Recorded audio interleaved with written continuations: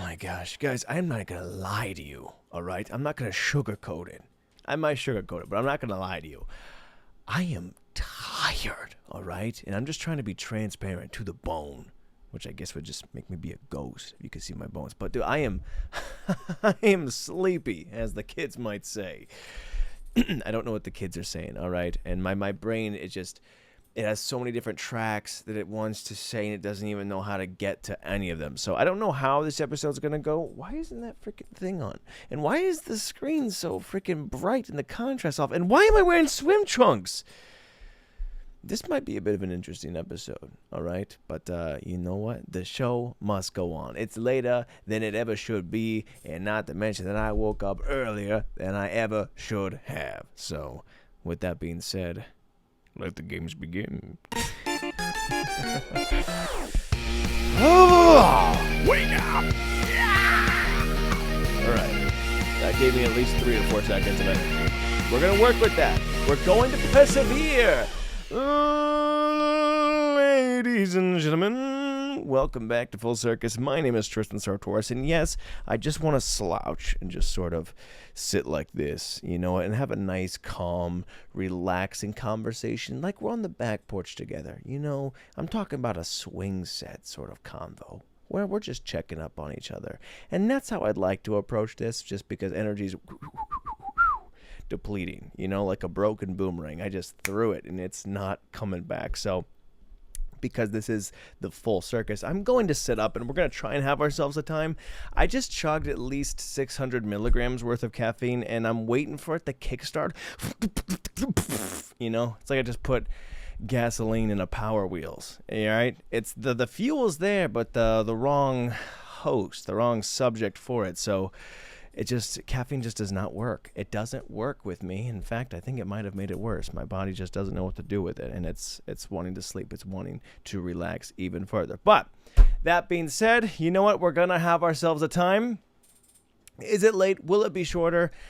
Will it be an episode? You better believe it, okay? Now, I would like to say, of course I've said that a million times in a million different ways, but I would just like to point out it's my fault. And that's new. Not it being my fault, but me taking accountability for it. It's really always my fault. But I like to pass the blame around, you know? Like a game of pickup ball. I'm a good teammate, all right? I'm just trying to get assists, trying to get everybody incorporated in the game, have some blame. You know, like I like to keep it fresh, keep it lively, keep everybody on their toes and sort of, you know, off my back. So it's really always my fault, but for right now, I'm going to own that, which I don't usually do, and say I had the time, I had everything mapped out. Nobody got in my own way except for me. And don't get me wrong, it was a handsome person to get in front of me, but I did get in my own way. In that I got consumed with the fun of life. So me. All right, just TV shows and Madden and the preseason, NFL preseason, football for all the feelings, dude. I just got consumed with fun. All right, and now I'm paying the price for it. And I just want to say props to me for taking accountability. And that might be a little bit of a low bar. People going, Tristan, you're 27 years old. You're just now going, yep, those are your actions. Now sit in that. All right, sure, but growth, personal, emotional. And that's a plus. Doesn't really equate to a better product. I don't know what this is going to yield, but growth is growth. And what are we if not repeating most of the same issues, but at least finally taking accountability for them? So, but yeah, it's been a blast, dude. The day has been nothing short of extraordinary, full of smiles, full of fun. But as many smiles as I got off, I also got off a lot of miles. All right, so the body again is just gone. So I love football. I love it so much. And not only that, but in the preseason, there's something special about just all the rookies, the exciting new characters. It's like a new season of TV. And you're like, where all these different people come? And it's not even just the players, but different announcers, commentary, even the refs, and everybody's making mistakes. Nobody knows how to gel. All right, kind of like this podcast. It's perpetually in preseason mode. We're constantly trying to figure it out and go, okay, now we've got a professional here. Not today, of course, but eventually. So I relate to that in a sense. I like the dysfunction, and it's a blast. You can't look away. It's kind of what people say. They go, oh, it's like a train wreck or a car accident. You can't look away. Now, I'm going to be honest with you. It's more like a Jenga tower falling over. I could stand to look away from a train wreck. I go, oh, there's people in there. I don't want to see that. But some of you sickos, you guys can't look away from that. But me, dude, I'm going to be honest, nothing is more polarizing or captivating when somebody pulls that thing out and they think the game's going to keep going. One more block. Never in my life have I gone, oh, I can't look away. I got to see it. So hopefully, dude, that this podcast carries the same amount of, captivating dysfunction, okay? The kind of dysfunction that you can't look away from. It's not necessarily bad, but it's enough to go, whoa, that's not supposed to happen.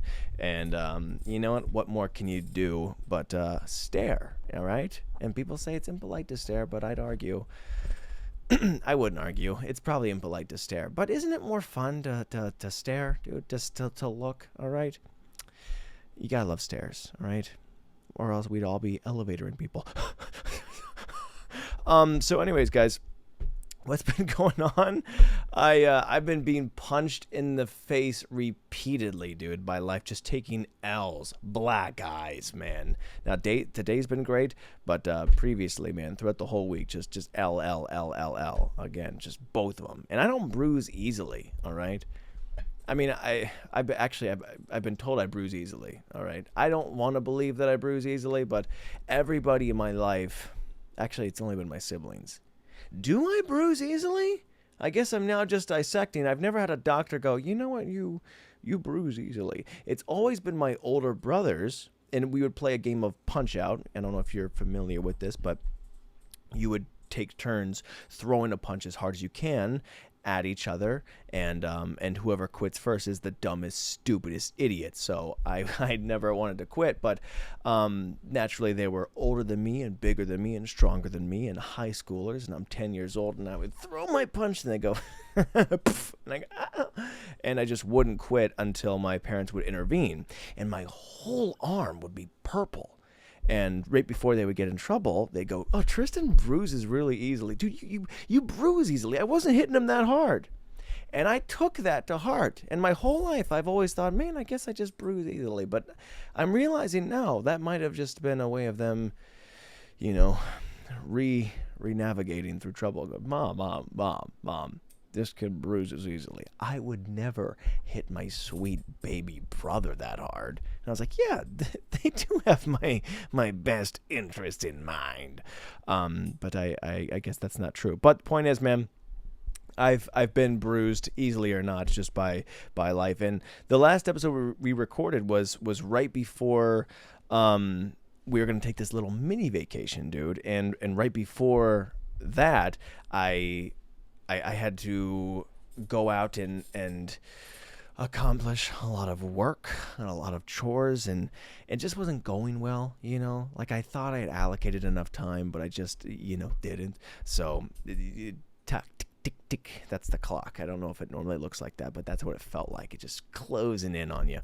And, I was just trying to accomplish so much, and it just kept getting worse because I was just flopping and flailing, and you'd have these few moments where you go, you know what, I'm gonna learn from this game of Punch-Out that you can't always win. Sometimes it's okay to quit and go, you know what, I'm just not gonna finish it all. I'm gonna say, ouch, I bruise easily, and stop playing. But then enough time would pass, like, let me back in the game. So I would just I'm flip-flopping back and forth between do I or do I really not want to accomplish such a feat in all these different chores and errands and such. But I digress. The point is it wasn't going well, and that was just a minor L. I did get to go see my friend Bree, Miss Bree's play. Miss Bree? Mr. Bree. Dude. Bree, either think about going by Mr. Bree. That's a Scooby-Doo villain, Mr. Bree. Or any guys out there, think about changing your name to Bree, because that could be dope. But anyways, I got to see her play, and it was dope. Just seeing your friends do the stuff that they love and the stuff that they're passionate about, and it was awesome, and the play was great. And I also recognized a couple of people, the person who wrote it, as well as another performer in the play, which is weird because it's just a small circle of life, I suppose. But I should say slightly recognized, like not enough that I go, oh, for sure, we're, lock and step. But it was actually the other way around, in which I thought I recognized, and then I got recognized by them. And let me tell you what, dude, few times in my life have I been as nervous as when people, not just now in this moment that I'm about to describe, but as when people come up to me recognizing me and I don't know them, okay? And I hate to say this, all right, because I like to believe I'm good with names. I'm awful. Dude, if I've met you once, I don't know your name. I'm going to tell you that right now. Anytime I've ever met anybody ever, I go, hey, nice to meet you. What's your name? And they go, I go, Tristan. And I have no idea what they said. I'm so focused on making sure I at least pronounce my name right. I never catch it the first time. So I like to believe I'm good with names after that, but I got to tell you, it happens more often than I care to admit, where someone goes, oh, hey, Tristan. I go, yep, you got it right. How do I phone a friend? What do I do here? And it makes me so nervous, not because I'm going to be embarrassed, but I never want to hurt somebody's feelings. The fact that somebody remembered me, it's nice, it's warm, it's welcoming, okay? And I don't know if it's going to hurt their feelings. I don't think anyone's going to lose any sleep. Oh, that stupid idiot, the guy who keeps forgetting to get all this stuff done on time, he forgot my name. I don't think it's going to make any difference, but I get so scared, dude. I mean, speaking of phone a friend, like that's probably one of those Jeopardy, Who Wants to Be a Millionaire, one of those game shows, phone a friend, all right? Imagine calling that friend and you're like, hey, what's this person's name? I'm on the toilet. I don't know the answer to this question. Like, that's how I felt. My pants were around my ankles in just the worst way possible, mentally. As we were at a show, of course, I had a little bit of decorum about me. But she came up to me after the show, someone that I met years ago on a movie set, and I mean this in no disrespect. She's a very nice person, I think. She's probably not listening to this because we're not close enough for me to know her name. But I don't know her. So someone comes up to you after the show and they go, Tristan. And they walk up to you like we're supposed to know each other, and I'm supposed to ask about your life, what you've been up to, how's the family, how's the cat. I don't know what you got. I have no idea. I have nothing to bring to the table. And again, I don't want to hurt anyone's feelings. And more than that, she came in for a hug, which is completely fine. But I at least 5 times in my life, again, where this tends to be a bad pattern of mine, where a woman has come up to me to go in for a hug. And if I don't know your name, I'm not assuming we're on hugging status. So I've dapped up a couple ladies or gone in for a handshake, and unfortunately it has, hurt their feelings to some degree, or at least they said something out loud where they've pouted, or they said that's so embarrassing, or one girl, it's not funny, but she's like, oh, okay, well, I'm gonna go kill myself now because it was that embarrassing. I was like, no, I didn't. You freaking bring it in, sister. But it's a pattern, all right? Unfortunately, I got no problem with hugs, but I got nervous just when she recognized me, and those few steps when she's closing the gap, I'm like, freaking yeah, okay, it's a hug. So it was tricky, and I had to try and navigate that conversation while also making sure I guessed her name properly. It was just, it was awkward for me, man, all right?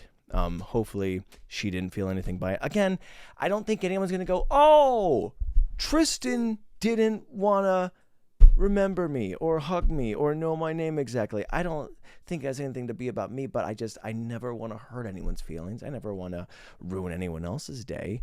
But boy, was that intense. And it was already 1,000 degrees in there. And I was like, oh, you never say someone's name out loud and you're taking a guess and halfway through you're still not sure. You're like, mm-hmm.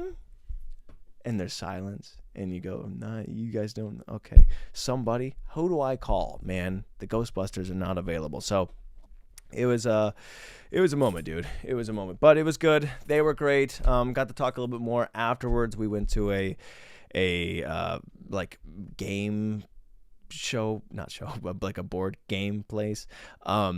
And it was tight, and the food was great. It was immaculate, and everyone was great. Positive vibes all around, and everyone did phenomenal. Okay, just to put a button on that, it was all great. It all worked out well. But boy, I just in the future, all right, if you know my name and I don't know yours, or even if you're just not even sure, all right, just go, hey, that's my name. And be demeaning to me. Say, you probably don't remember. And I go, oh, I knew it. I already knew it. You mean, thanks for saying it, but I already knew it was Ben.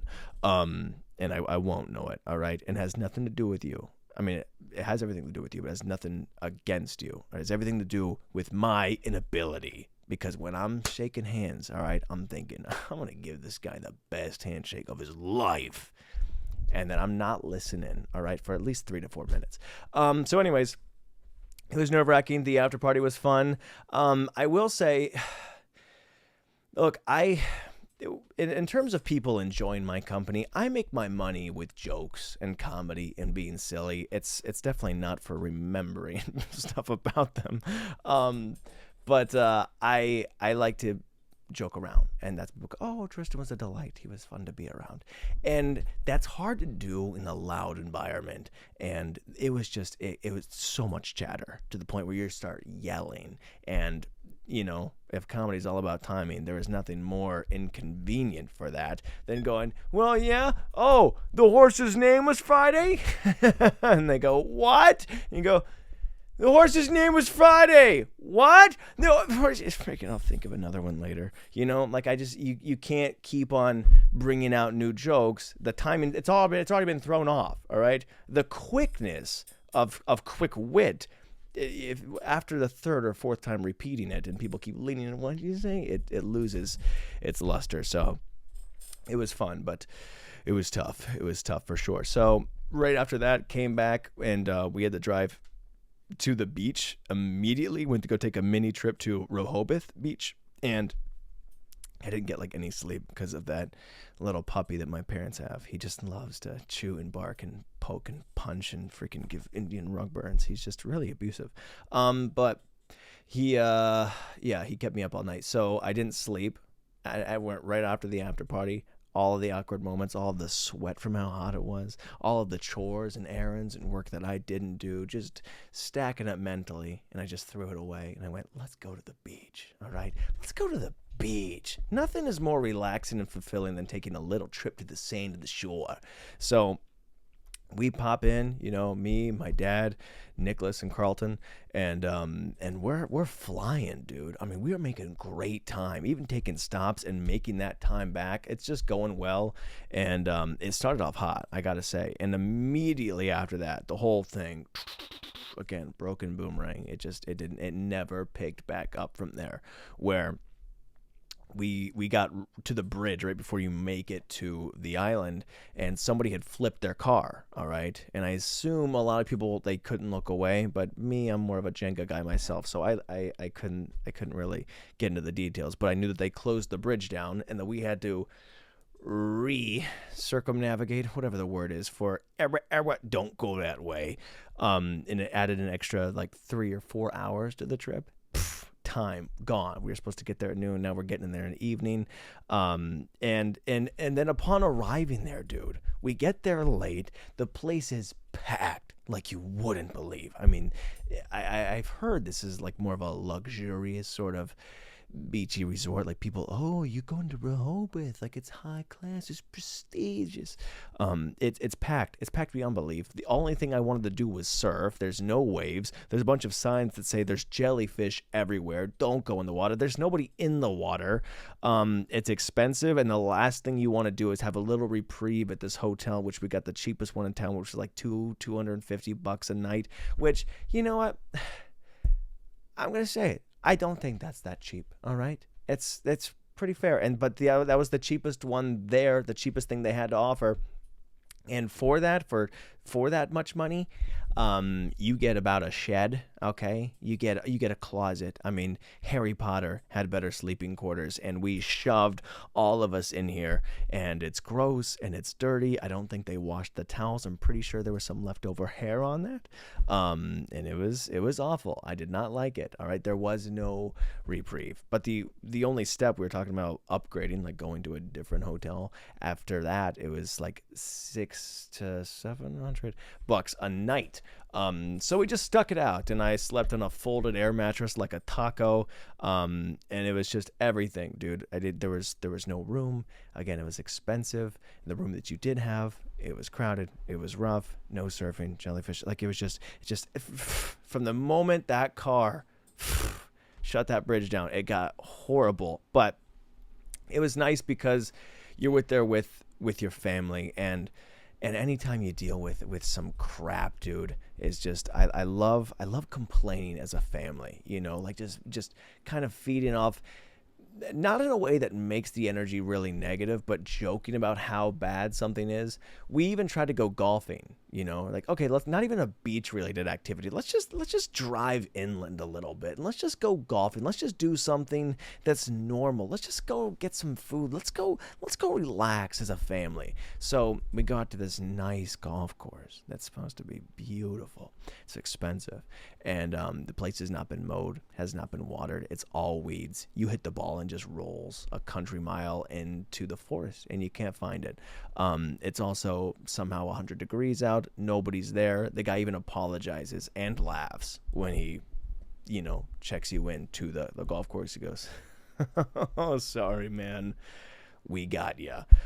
We were able to get our money back and convince the kid out of it, but you know it's no good. You know it's no good when someone goes, "You sucker." Huh?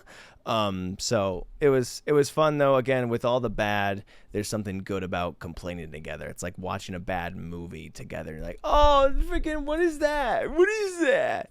And that's really the only way I can explain that. So I still had a blast. I loved the bonding time, loved the family time, and it was more of a recon mission, if anything, to make sure that we don't ever go there as a family. Never go there. Understand? You know, like that is not a family vacationing spot. So got that out of the way. And, you know, I was able to not really get any sunburn, luckily. By the way, I remembered what my little note I had on my notes was when I said pale body. It related to I was wearing some collared shirts, and I realized, like, man, my clavicles are not really touching sunlight all that often. So it was completely about, you know, arms, face, like everything was sort of tanning. And when we got to the beach, I was like, dude, I don't know if I've been shirtless in the sun all summer yet. And that's when I remembered, oh, pale body. It meant pale body. I don't even know why I was thinking too deeply about that, like it was some sort of Palo Santos cologne or something. But yeah, I was glad to you know, give my sternum the work, give it a little bit of sunshine, not get burned too much at all. Really, it was pretty clutch. But it was good, dude. It was a good time in the worst way possible, if I can make that anything. So came back exhausted, tired, and I was looking forward to sort of resituating myself into life, dude. And I was just trying to go for a nice drive, man. Just last night, I went for a nice drive. I was driving home, and I'm blasting the music, and I'm having a time, man. And I was like, you know what?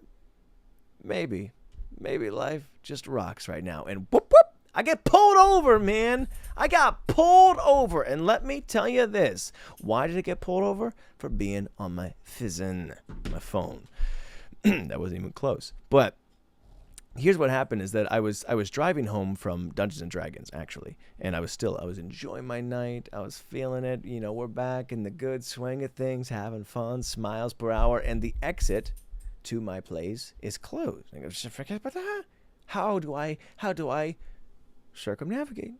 I don't even know what that word is. I think that's it. I'm sleepy. But I was trying to reroute myself back home, so I gotta punch in my address. Where's the exit? How am I supposed to get off? And I hold the phone up to see the exit, and as I do that, lights flash, and I go, "You gotta be kidding me." I'm not texting. I'm not even adjusting the music. I've just been letting the album play, and I just look to see where that exit is. How long do I have to go? And of all the milliseconds, and by the way, I'm not in a nice area of town. Okay, there's gunshots. There's people flying through. All right, if you know where Kenmore is in Ohio, it's not the prettiest place, but just not a beautiful time. And of course, the faint light, I guess, showed up, and he pulled me over.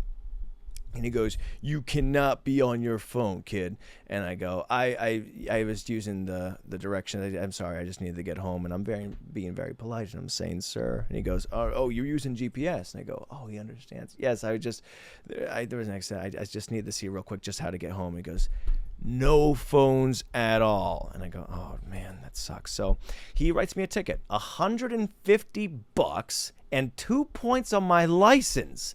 And he was going to give me another ticket. He's like, "Did you know your windshield is cracked?" I was like, "Yeah, you know what? I noticed. I figured that out. All right." I was able to sniff that out. Yeah. I was able to put two and two together. I've seen it. All right. I mean, that's like telling somebody that their phone's cracked. You could ask how it happened. I don't know. But, you don't go up to somebody. "Did you know your phone's cracked?" Yeah. All right. I sniffed it out. I got it.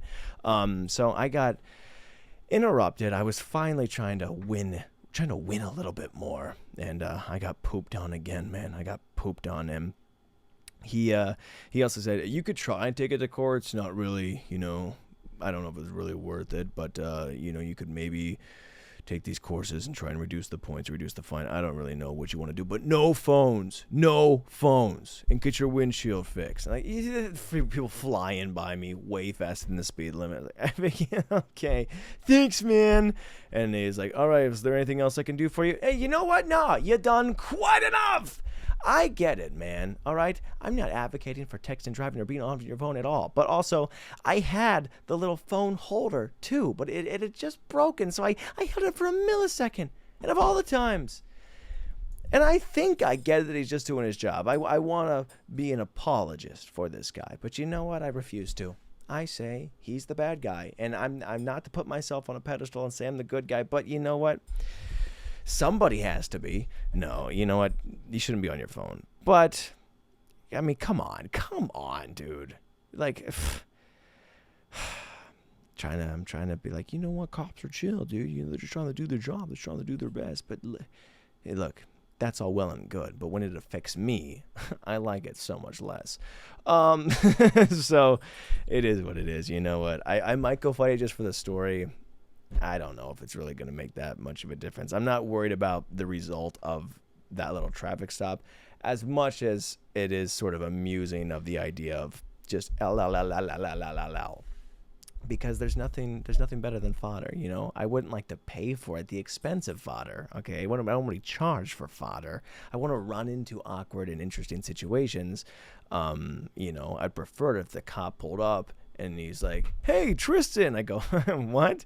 What's your what's your name? Kyle." But instead I paid for it, and I paid for the story, and I hope you enjoyed it. There wasn't much to it, just a loss. Is there anything else I want to talk about? Not necessarily. I'm so tired. I can't really conceptualize a topic at this point. I'm stoked. I'm stoked not only because of the loss. Oh, okay, never mind. Hey, shut off. That's another L. You know what, guys? Thanks for hanging in there. Thanks for hanging out. I know you can't see me, but I'm smiling because I was happy to hang out with you. I love you, itty bitty pieces. This is silly. And I'll see you in the next one.